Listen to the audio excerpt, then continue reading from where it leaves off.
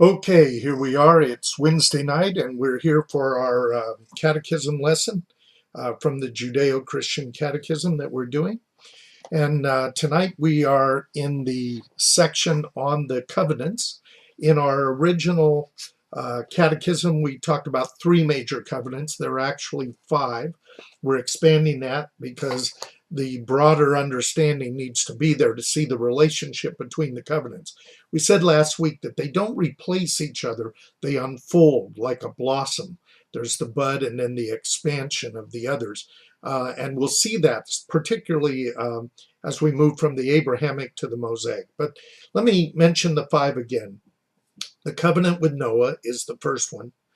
And then there is the covenant with Abraham, followed by the covenant with Moses or at Sinai, and then the Davidic covenant, and then finally what Jeremiah calls the new covenant. And we're going to talk about each of those over the next several weeks. Tonight we're going to try to cover two, the Noahic covenant and the Abrahamic covenant.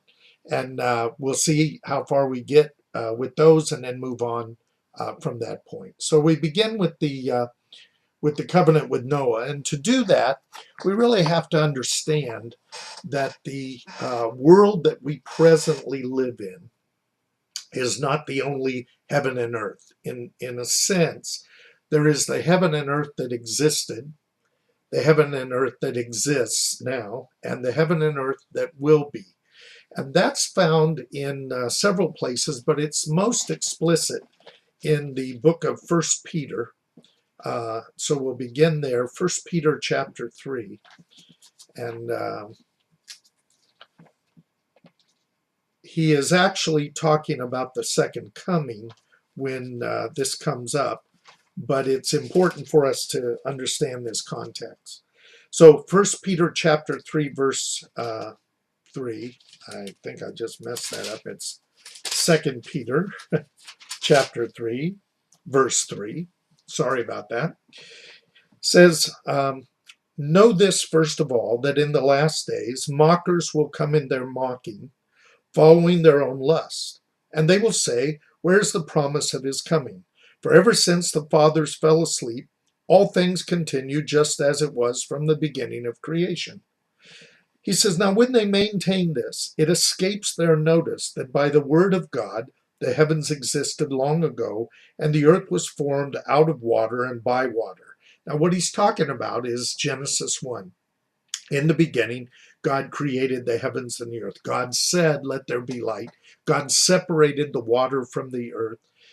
He separated the waters above from the waters below. All of that is being referred to here. And he says that that one existed, but he says that that world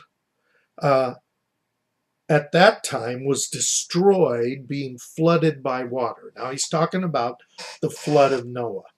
And so what he's describing is that everything from Noah back to the beginning of creation is the first heaven and the first earth in the sense of the world that was. And that world was very different. People lived a longer period of time, up to almost 1,000 years. There weren't weather patterns like we have now. The water rose as a mist and watered the area that way. So you didn't have rain in the way that we had since the flood and from that point. And there is some indication that the continents may have all been together, formed together. No separation by the seas in that context. That's not certain, but there is a likelihood of that. What we now call plate tectonics with regard to it. So that world was destroyed by a flood, he says. Then he says, but by his word, the present heaven and earth are reserved for fire, kept for the day of judgment and the destruction of ungodly men. And then later he will say that we await, according to his promise, we look for a new heavens and a new earth in which righteousness dwells. So Peter makes the claim that there was a world before the flood of Noah. There is the present world that will end by fire. And then there is a new heaven and a new earth. And of course, Isaiah talks about that.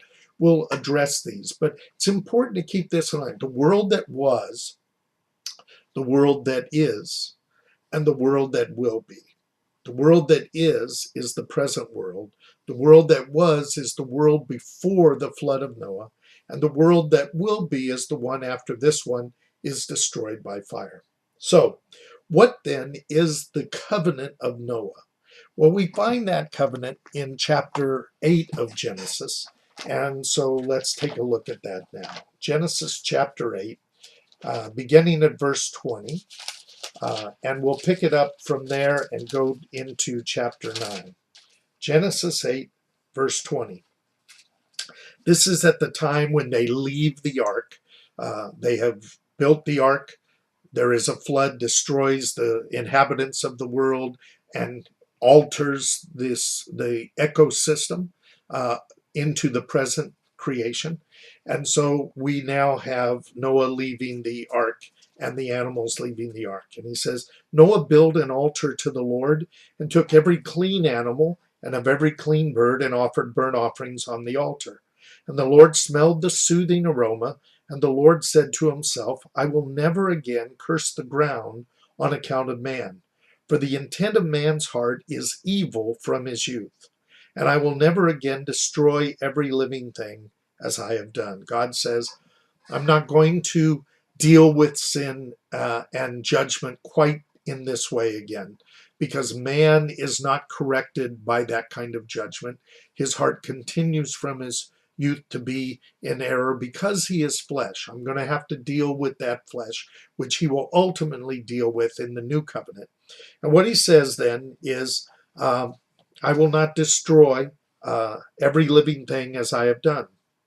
So while the earth remains, seed time and harvest, cold and heat, summer and winter, and day and night shall not cease. Now that's the covenant. The covenant is that I will leave the earth to engage in its normal process of seed time and harvest, cold and heat, winter and summer, day and night. There will be this, what scientists call this uniformitarianism aspect of the earth. Not the way it was before the flood, but the way it is from the flood until the end of time. And he goes on then and says, God blessed Noah and his sons, said to them, be fruitful and multiply and fill the earth. The fear of you and the terror of you will be on the beasts of the earth and the bird of the sky, everything that creeps on the ground, and all the fish of the sea. Into your hand they are given. Every moving thing that is alive shall be food for you. They had only had food that was in the Garden of Eden, only had vegetarian food. Now God says, I'm going to give you everything to eat. Only you shall not eat the flesh with its life, that is its blood. The blood must be removed. He says, I will require your lifeblood from every beast. I will require it. And from every man's brother, I will require the life of man. Whoever sheds man's blood, by man his blood shall be shed. For in the image of God he has made him. So again, we have this starting over. The first sin of disobedience removed them from the garden, and then Cain and Abel. Cain kills his brother Abel. His blood cries out to God, and the sin of Cain continues through this time. God finally says enough. For the righteous and the unrighteous had intermarried. He says, enough, I will destroy this. And now he starts again with this. So he says, as for you, be fruitful and multiply, populate the earth abundantly and multiply in it.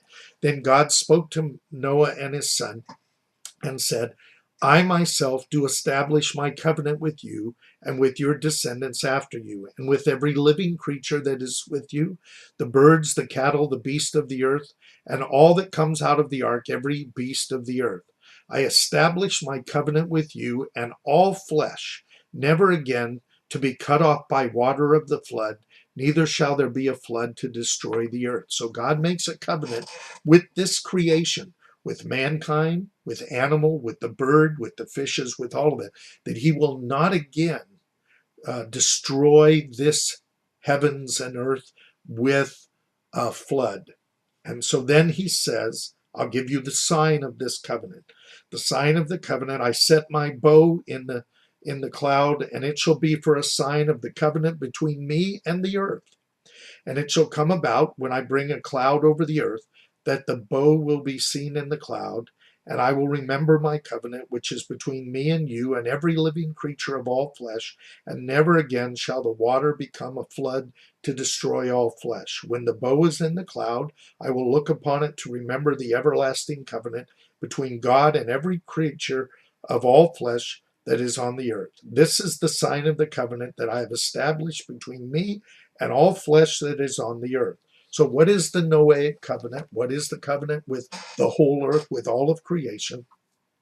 That we are living in a time between the flood and between the end of time, when God will end this earth by fire, not by a flood. In the meantime, whenever a flood arises or the rain arises, God will put his bow in the sky, and that's the covenant, that God will keep daytime and nighttime, summer and winter, seeding and harvest, that there will be a uniform process of the earth from the time of the flood of Noah until the end of time.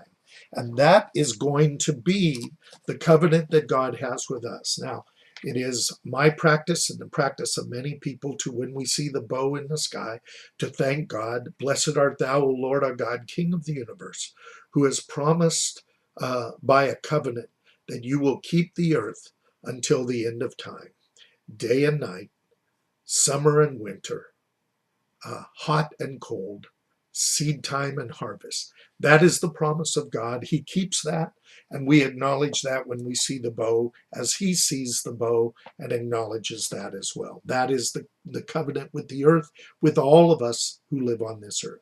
Now, this covenant is an interesting covenant because it will be the foundation, in some sense, of the covenants that will come. And as long as the heavens and the earth remain, the other covenants will remain as well. And so it's important to see that. We're going to look at Jeremiah chapter 33. In Jeremiah chapter 33, beginning at verse 24,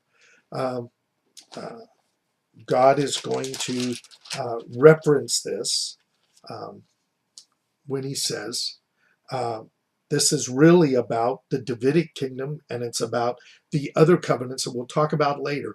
But when people say, wait a minute, the old covenants are gone away, they're done away with, they're not valid anymore because another covenant has taken its place. He says, the word of the Lord came to Jeremiah, saying, have you not observed what this people have spoken, saying, the two families which the Lord chose, he's talking about Israel and Judah, the Lord has rejected them.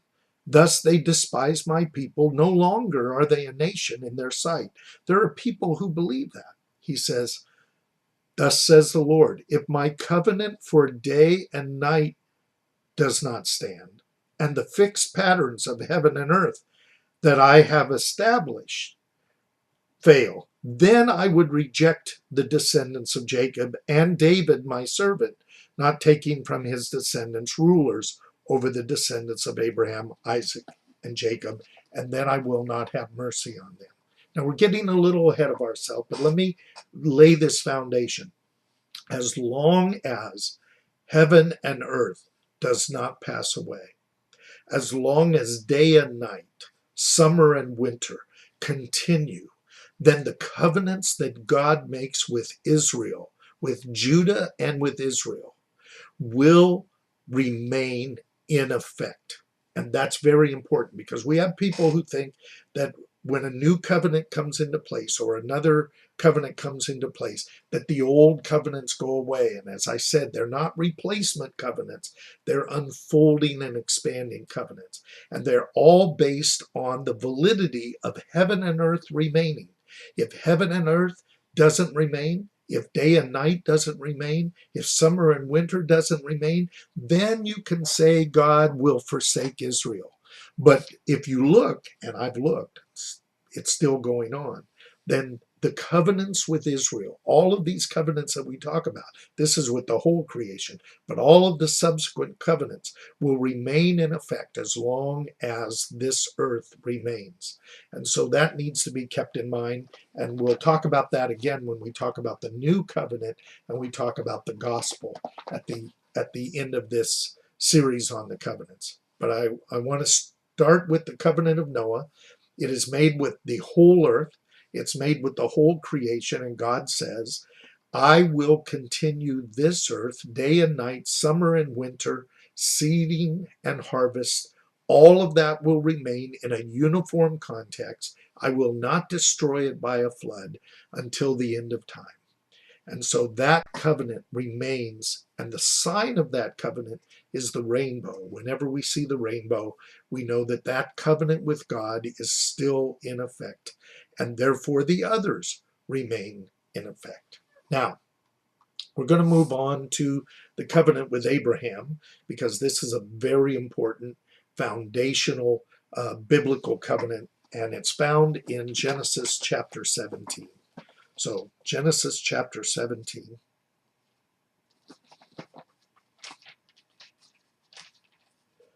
And this one takes up the entire chapter. So bear with me as we look at this.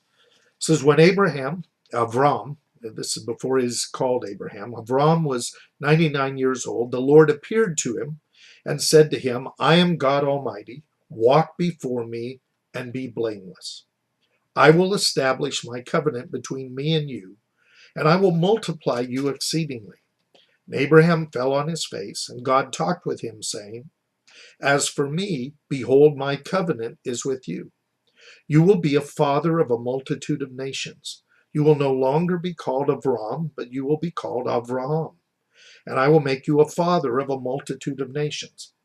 And I will make you exceedingly fruitful, and I will make nations of you, and kings shall come from you. I will establish my covenant between me and you, and your descendants after you, throughout their generations, as an everlasting covenant, to be God to you and to your descendants after you. The everlasting covenant is that God is going to make a people from Abraham that will be his people forever. Not for a period of time, forever.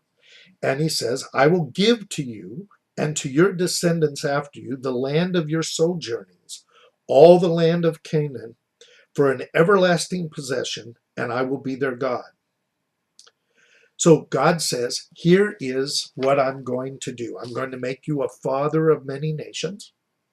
I'm going to be a God to you and to your people, and I will give you the promised land, and to your people and to your descendants forever.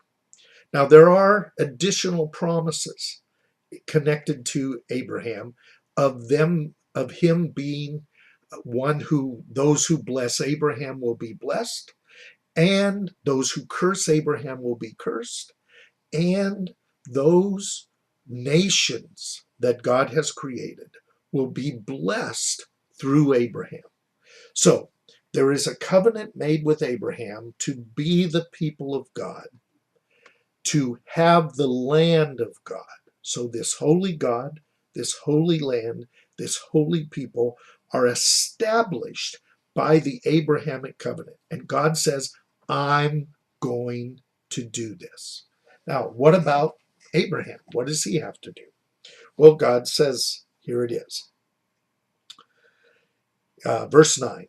God said further to Abraham, now as for you, you shall keep my covenant, you and your descendants after you, throughout their generations. This is my covenant. So what is the covenant? What is the covenant that Abraham keeps? This is my covenant, which you shall keep between me and you and your descendants after you. Every male among you shall be circumcised. And you shall be circumcised in the flesh of your foreskin. It shall be the sign of the covenant between me and you. Every male among you who is 8 days old shall be circumcised throughout your generations. A servant who is born in your house or who is bought with money from any foreigner who is not of your descendants, that servant who is born in your house or who is bought with money shall surely be circumcised. Thus shall my covenant be in your flesh for an everlasting covenant. But an uncircumcised male who is not circumcised in the flesh of his foreskin, that person shall be cut off from his people. He has broken my covenant. Then God said to Abraham, As for Sarai, your wife, you shall not call her Sarai, but Sarah shall be her name. I will bless her, and indeed I will give you a son by her, and I will bless her, and she will be the mother of nations. Kings shall come forth from her. And Abraham fell on his face and laughed and said, Will a child be born to a man 100 years old, and Sarah, who is 90 years old, bear a child? Let Ishmael live before you. And he says, No, but Sarah, your wife, will bear you a son, and you shall call his name Isaac, laughter. And I will establish my covenant with him for an everlasting covenant for his descendants after him. He goes on to say, I will bless Ishmael, and I will make him a great nation, and he will have 12 princes. But my covenant I will establish with Isaac, whom Sarah will bear to you at this season next year. And so then Abraham took his Ishmael, his son, and himself and all of his servants, and when he was 99 years old, he circumcised the flesh of his foreskin. Ishmael was 13 years old when he was circumcised. On the same day, Abraham and Ishmael were circumcised, and all the men of his household, even those born in the house or bought with money from a foreigner, were circumcised. So Abraham begins to obey this covenant. Now, let's catch what this covenant is. This is about who are the people of God. God is going to establish, this holy God is going to establish a holy people who will inherit the Holy Land. And to identify that promise and to identify that covenant, the Abrahamic covenant, God says, I'm going to do it. You are going to bear the sign of that covenant in your flesh. Every child on the 8th day, every male child on the 8th day will be circumcised. And everyone who is of your household, who is male, whether he's born in your house or he's bought as a servant, he's to be circumcised, and they will become part of that covenant. Now, a lot of people believe that Jews circumcise their children because of the Mosaic covenant. That is not true. It is continued in the Mosaic covenant, but it is the Abrahamic covenant where this is established. There is no other commandment but the circumcision of the child on the 8th day that establishes that they are the seed of Abraham and that they are under this Abrahamic covenant, which is about being the people of God and inheriting the land of promise. Now, this is taken very seriously by God, so seriously that there is a transition between the unfolding of the Abrahamic covenant into the Mosaic covenant that we see in the life of Moses, and I want to read that for you before I close. It's in Exodus chapter 4. This is when Moses is being sent to Egypt to bring the children of Israel, the children of Abraham, Isaac, and Jacob, the sons of the covenant, the children of the covenant, these who have been circumcising their sons as the people of Abraham, they are to do that throughout all their generations. If they don't, that one will be cut off from the people. That is the covenant, and so they are to do this. Now, before there is any Mosaic covenant, any covenant at Sinai, this is in place. And so in chapter 4 of Exodus, what we have is God telling Moses, when you go back to Egypt, this is verse 21 of chapter 4, when you go back to Egypt, see that you perform before Pharaoh all the wonders which I have put in your power, but I will harden his heart so that he will not let my people go. Then you shall say to Pharaoh, Thus says the Lord, Israel is my son, my firstborn. So I said to you, Let my son go, that he may serve me. But you have refused to let him go. Behold, I will kill your son, your firstborn. So we see the Passover being foretold that the firstborn of Egypt is going to die in the deliverance of Israel out of slavery in Egypt. And now we have this story. It came about at the lodging place on the way. So Moses is on his way going back to tell Pharaoh what God has said.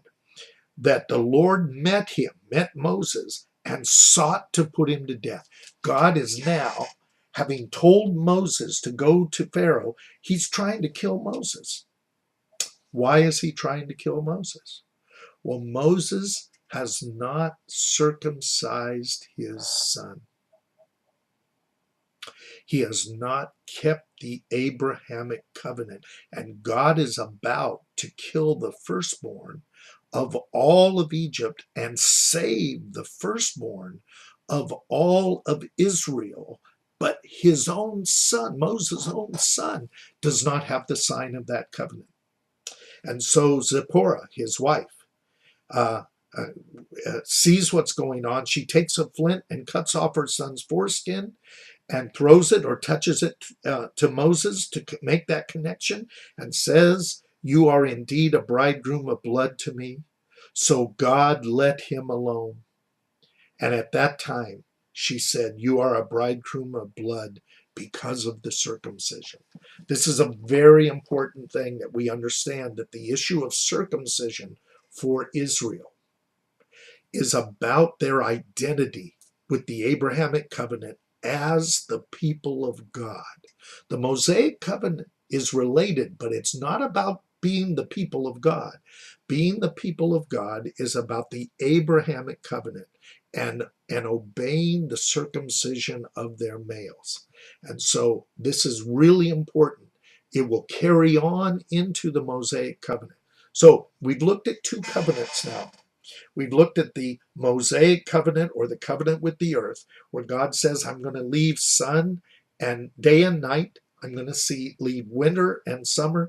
I'm going to leave seed time and harvest." Those seasonal structures will continue on this earth.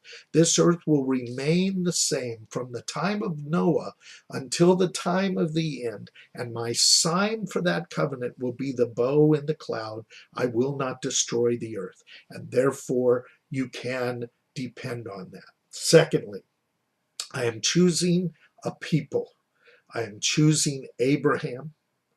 I am going to make a people from Abraham. They will be my people. I will be their God. They will dwell in my land of promise, and I will accomplish that.